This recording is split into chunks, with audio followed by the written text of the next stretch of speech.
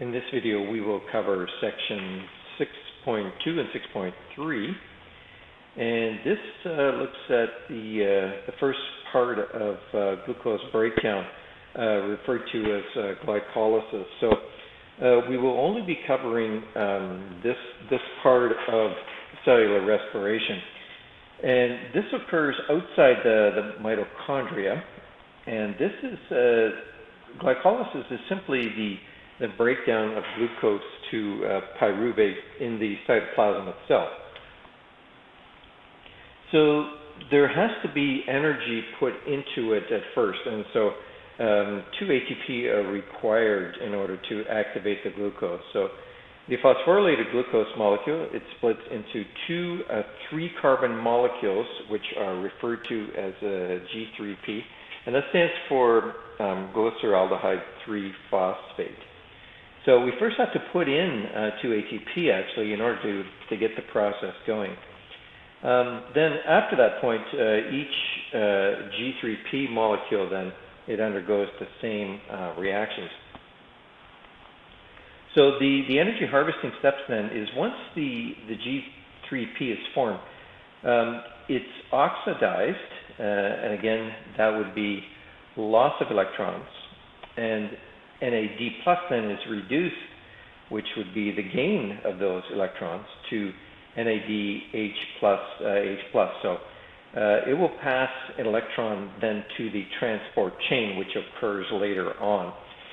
The oxidation of G3P and subsequent substrates that results in 4 high-energy phosphate groups. So where we first put in 2 ATPs, we will ultimately derive, 4 will be derived, which would result in a net of 2 ATPs that are gained. The high-energy phosphate groups then are used to synthesize 4 ATPs made by the substrate level ATP synthesis, which is what I just referred to actually. So here is a bit more of a detailed diagram of the reactions that take place. So we start with the glucose molecule. We activate the glucose with 2 ATPs. The splitting then, it produces 2 3-carbon molecules, and then a series of reactions take place after that, where we have oxidation of the glyceraldehyde 3-phosphate, or G3P.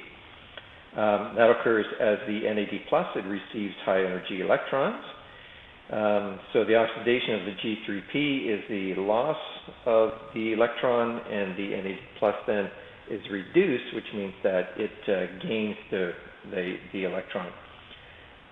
Then we have a substrate level ATP synthesis, whereby we have the glyceraldehyde 3-phosphate that then becomes 1,3-biphosphoglycerate, which then further is transformed to 3-PG, or 3-phosphoglycerate.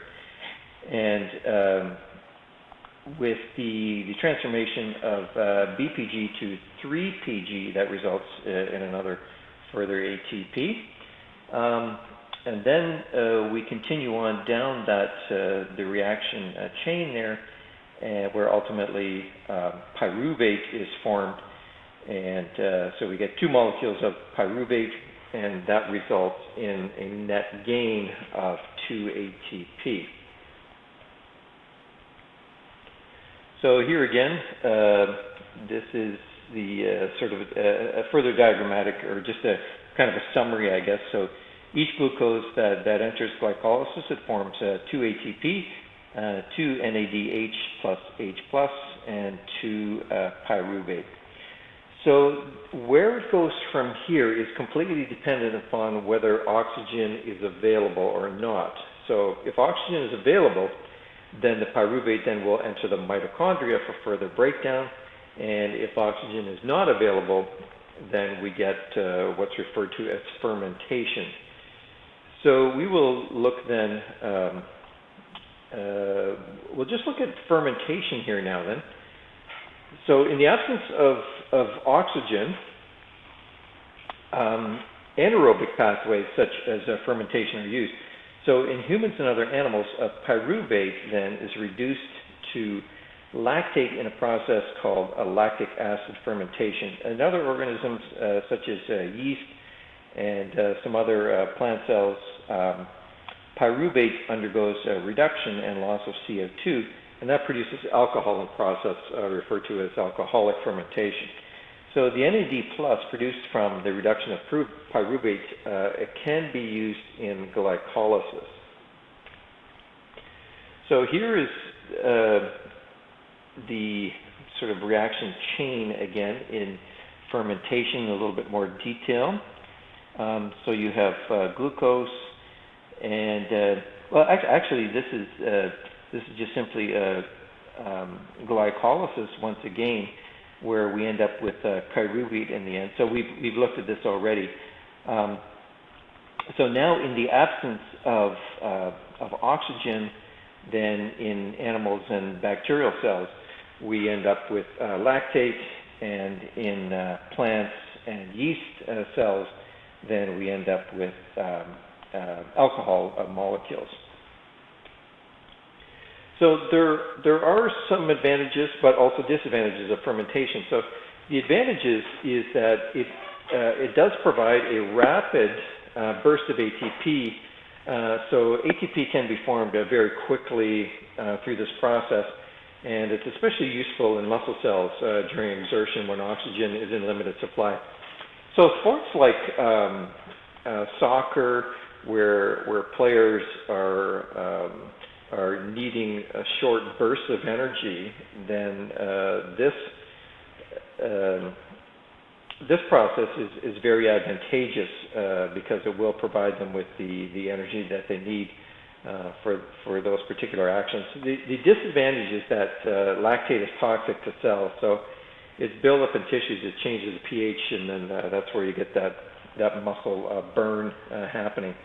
And so recovery is only complete when the lactate then has been transported to the liver, where it's converted to pyruvate once again, and then that's broken down further in the presence of oxygen. So there is a quite low yield of ATP in this process, so that is definitely a disadvantage to it. So the energy yield then of fermentation, it produces only 2 ATP per glucose molecule. So that's only a very small fraction of the possible 30 to 32 ATP that can be produced by the complete breakdown of glucose by cellular respiration. So when oxygen is available, then it's a much more efficient way of obtaining energy from glucose. So that looks at the very first part of glycolysis, and so where glycolysis goes from there is completely determined by whether there is oxygen available or not. So we looked at the fermentation process when oxygen is not available, and so the next section then will look at when oxygen is available, and we will look at the further processes of cellular respiration in that section.